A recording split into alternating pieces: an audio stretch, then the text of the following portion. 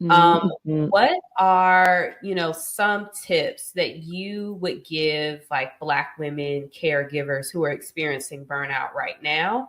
Mhm. In the various scenarios that we've gone over today. But what do you think are the biggest focus areas that Black women caregivers should be honed in on right now if they're experiencing burnout? Mhm. One of the key indicators of burnout is emotional exhaustion. And then, so within that, you also have cynicism or just sort of being disconnected or detached from things.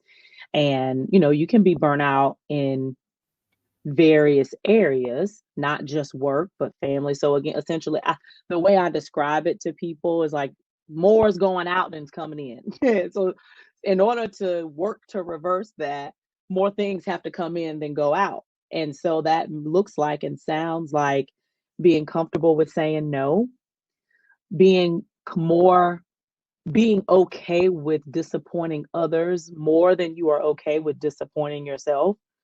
Um and and if you are in a place where you have support system or community or people you can trust at some level, tap into that.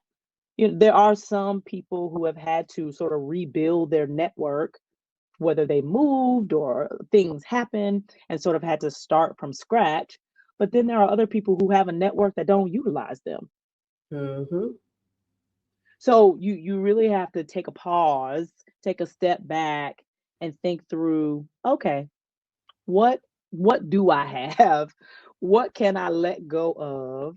And what do I need? So in my office, we have this laminated worksheet.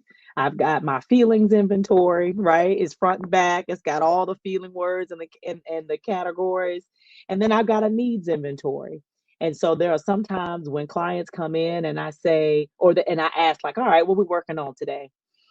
And they was like, I don't know. I just, sometimes you come in, you don't have the words, and I'll give them this needs inventory.